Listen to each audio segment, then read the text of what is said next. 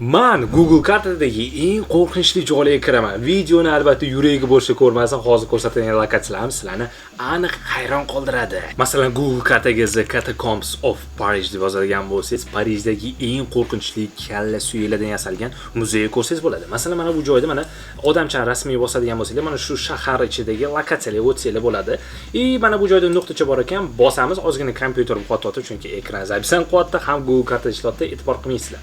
Va ko'rishingiz mumkin Parijda mana shunaqa kalla suyaklardan yasalgan albatta yerosti muzeyi bor. Eng qizig'i 1804-yilda 8 millionga yaqin parijliklar aynan shu joyga qamalib, ya'ni shu joyga qamalgan va qatag'on qilingan va eng qizig'i ularning kalla suyagidan mana shunaqa muzey yasab qo'yishgan. Qo'rqinchli o'ta tarafdan eng qizig'i hozir bu joy turistlar uchun ochiq, bemalol Parijga borib ko'rsangiz bo'ladi. Va eng qizig'i hozircha bu sentr ekan, mana bu joyda zindonmi bilmadim.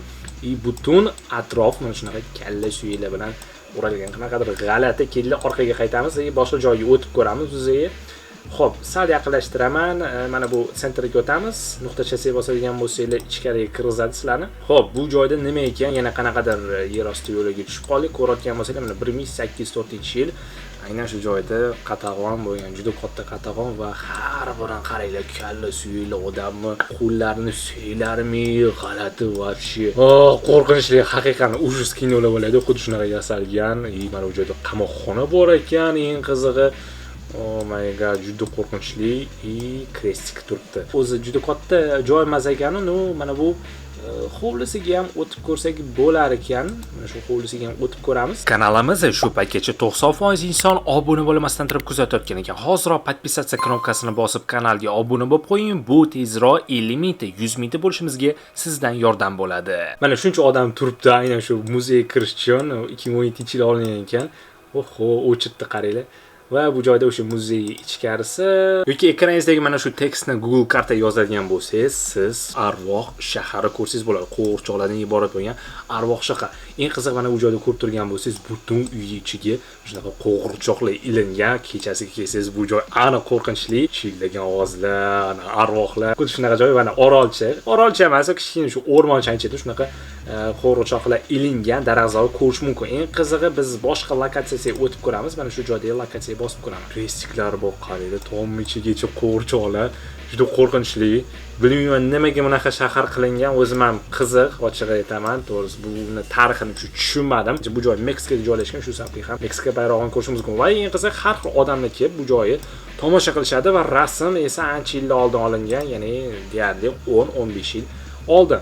Va eng qiziq, atrofida yana bir joyga kirib ko'ramiz. Aynan mana shu joydagi nuqtachaga bosadigan bo'lsanglar, o'rmonga o'tadi. Va uyga deyarli hamma qismini shuna qo'g'irchoqlarni ko'rishimiz mumkin. O'rmonda ham tomgacha hammasigacha ilingan. Bularni o'zini ko'rish qanaqadir qo'rqinchli, ochig'i. Noodatiy emotsiya beryapti menga. Yoki Perudagi Nazca Lions'ni ko'ramiz. Aynan mana shu joyga hamma bir qaraganimda, o'zi bu cho'lli hudud ekan, lekin menga aynan internetdagi ma'lumotlar bu joyda noodatiy chiziqlar bor deyishdi. Men birinchi kartaga qaraganimda o'sha noodatiy qanaqadir o'zga sayrlar chizib ketganga o'xshagan chiziqlarni to'g'risi umuman ko'rganim yo'q, lekin mana bu joyda rasmga bosadigan bo'lsanglar, aynan shu hududda mana bunaqa chiziqlar bor ekan. Xuddi odamning rasmiga ham o'xshaydi, maymunga ham o'xshaydi. Qaranglar, 2024-yil chizilgan. Eng qiziq, mana bunaqa tepalikda ham chiziqlar bor. Bilmayman, bu chiziqlar ataylab odamlar tomonidan uyushtirilganmi yoki tabiiy holatdami? Qaranglar, 2013-yilda ham bir qancha noodatiy chiziqlar bo'lgan aynan shu cho'l hududida. Va xuddi shunaqa cho'l hududida albatta qanaqadir bazalar ham bor ekan. Mana aerodrom bor ekan. Bu joyga ham samolyotlar uchsa kerak va mana xuddi malo chiziqlar ham bor. 2024-yilda olingan rasmda. Eng qizig'i, bilmadim, bu chiziqlar nima maysam bajaradi. Ba'zida savollarni sirli, jumboqli joylar va mana samolyotda ham ko'rishgan bunaqa chiziqlar ko'p. Eng qizig'i, mana bu rasmda esa pauk, ya'ni o'sha o'rgimchakni nima desam bo'ladi, chizmasi chizilgan va cho'lga ham o'zi e'tibor beradigan bo'lsangiz, kartada shunga o'xshash joylarni ko'rishga harakat qilaman deyman, lekin chiqmayapti. Oddiy chiziqlar turibdi, cho'lli hudud.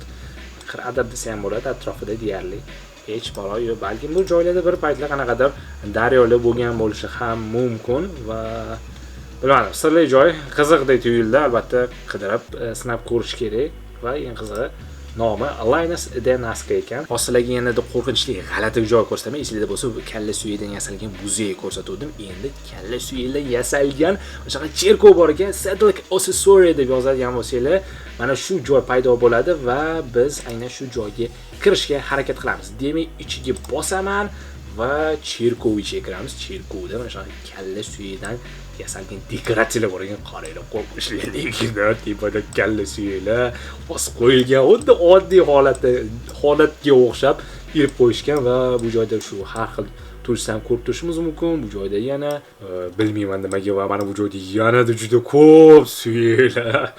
G'alati cherkov ekan. Bu ham balkim qanaqadir muzey sifatida ishlatilgan. Buni ko'rish kerak, tarixini. Unchalik qiziq ko'rmadim bu lokatsiyaga ham va rasm eng qiziq 2018-yil olingan ekan. Juda ko'p, menimcha bu prosta muzey sifatida saqlangan cherkov o'ziga, chunki juda ko'pchilik mana qo'lida fotoapparatlar olib rasmga tushyapti. Nima desam ekan, kallusiylar bu joyda shu ibodat qilgan joy ekan. Ibodat ham qilishar ekan. Eng qiziq mana shamda qo'yib qo'yishibdi, odamlar turibdi. Demak, bu ham muzey sifatida, ham shu ibodatxona sifatida ishlatiladi. Yoki men Google'da ham bitta zo'r narsa ko'rib qoldim. Odamni ko'ziga o'xshash, ya'ni odamning qorachig'iga o'xshash okean bor ekan. Eng qizig'i Great Blue Hole deb yozadigan bo'lsa, mana shunaqa Belize degan davlatning atrofida mana shunaqa kichkinagina ko'lcha bor. Eng qizig'i juda chuqur ko'lga o'xshaydi va rasmlarni ko'ramiz bu joyga. Ya'ni bu joy yaxshiroq ko'rishimiz uchun mana bu rasmga e'tibor qiladigan bo'lsak, qaranglar qanchalik chiroyli. Atrofida marjon qoyalar va o'rtasi chuqur, menimcha dengizga o'xshadi. Juda chiroyli joy ekan, to'g'risi. Suzishga ayniqsa borib olib, yaxtada kokteyl ichib, maza qilib tomosha qilishli joy ekan. Atrofida palmalar, yana kichkinagina orolchalar ham bor ekan, tashlandiq kemalar bor ekan. Eng qizig'i, ochib qaragan bo'lsanglar, bu joyda rasmlari juda chiroyli. Hattoki plyajlari ham bor ekan. Borgim kelib ketdi. Shu ko'p pul bo'lsa, aylanib dunyo kezib yuraversangiz, mana marjon qoyalarini qaranglar, chiroyliligini. Wow, prosta shikarni. Shunchaki ajoyib va atrofida nimalar bor ekan ko'ramiz. O'rtada mana kema bor ekan. Bu tashlandiq kema bo'lsa kerak. Atrofida ham xuddi shunga o'xshash mayda orollar bor ekan.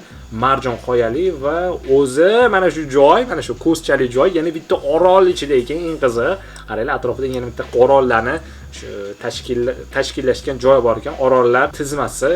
Yonida ham kichkinagina orollar, xullas. Albatta Belize degan davlatni yonida ekan, Amerika taraflarida. Albatta borish kerak, ko'rish kerak, dunyoga ketish kerak. Juda chiroyli ekan, ayniqsa mana shu rasm menga juda yoqdi. Mana bu joyda odamlar shunchaki suzib nazar qilib yuribdi. Agar Heart Island deb yozadigan bo'lsangiz, sizlarda o'lik orol paydo bo'ladi va mana rasmlarga e'tibor qiladigan bo'lsangiz, mana shunaqa yana bitta tashlandiq lokatsiya. Eng qizig'i mana bu joyda mana qanaqadir binoni ko'rib turibman. Shunday yaxshi ochmayapti, qotyapti.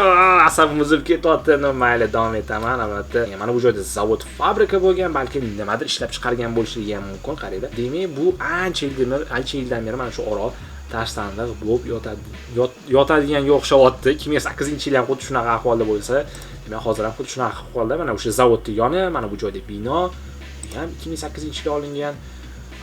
Mana bu joyda tashlandiq cherkov bor ekan va mana orolning ko'rinishi. Endi bu orolga o'zingizdan bora olmaysiz, albatta lotka yoki vertolyot kerak. Mana ko'rinishi, chunki ancha uzoqdagi orol ekan, tashlandiq orol. Hozirlarga ham bitta qo'rqinchli joy ko'rsataman. Agarda videoni shu joygacha ko'rib, hali ham like bosmagan bo'lsangiz, albatta like bosib, obuna bo'lish esdan chiqmasin.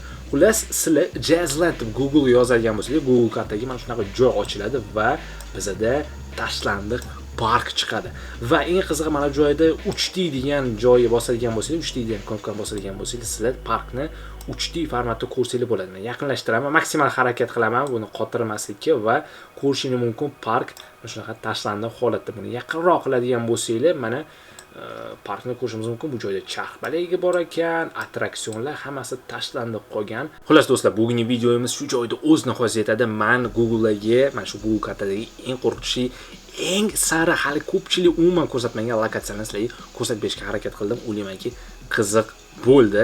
Bunaqasi kamdan kam bo'ladi. Shu sababli videoga like bosib, kanalga obuna bo'lish esdan chiqmasin. Xullas, keyingi videolarda yana shunaqa lokatsiyalarni ko'proq ko'rsatishga harakat qilaman. Keyingi videolarda ko'rishganda